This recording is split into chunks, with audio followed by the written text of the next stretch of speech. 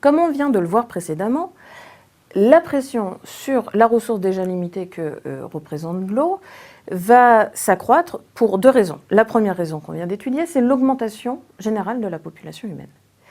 La deuxième raison tient directement de l'activité humaine et est liée à la capacité de maintenir cette ressource propre. En effet, on est sur une ressource limitée, cette ressource en eau potable, elle est limitée.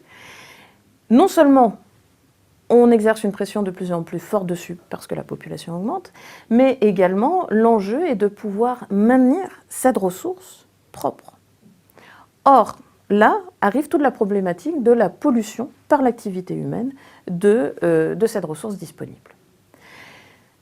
Donc, vous avez une nouvelle géographie qui est en train de se créer à ce niveau, au niveau international, au niveau mondial, la géographie de la pollution, où on s'aperçoit que c'est très différent en fonction des différentes zones géographiques, avec les pays industrialisés, qui sont sur une pollution liée à leurs activités agricoles, en agrochimique notamment, et industrielles. Mais il y a une deuxième forme de pollution de la ressource hydrique qui est, elle, beaucoup plus...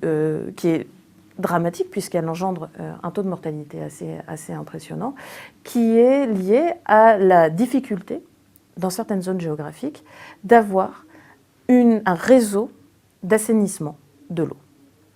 Qu'est-ce que ça veut dire? Ça veut dire tout simplement d'avoir des toilettes qui permettent de traiter les eaux usées et que ces eaux usées ne soient pas rejetées directement dans les eaux de surface. Et donc, par conséquent, qui n'engendrent pas des maladies, une contamination et donc des maladies. C'est absolument dramatique, cette géographie des toilettes. Elle est absolument dramatique parce qu'elle montre bien que là, il y a une inégalité nord-sud entre les pays qui ont accès à un réseau d'assainissement et les pays qui, malheureusement, n'ont pas accès à un réseau d'assainissement viable. Et pour vous donner quelques chiffres, on parle de 3,2 millions de personnes qui meurent chaque année à cause de l'eau, soit par manque de l'eau, soit à cause d'une eau de mauvaise qualité, d'un enfant qui meurt toutes les 3 secondes pour ce même motif, et de près d'1 milliard de personnes qui n'ont pas accès à l'eau potable, c'est-à-dire une eau à disponibilité immédiate. On ne parle pas encore d'eau courante. Si on parle d'eau courante, on est à 2 milliards de personnes.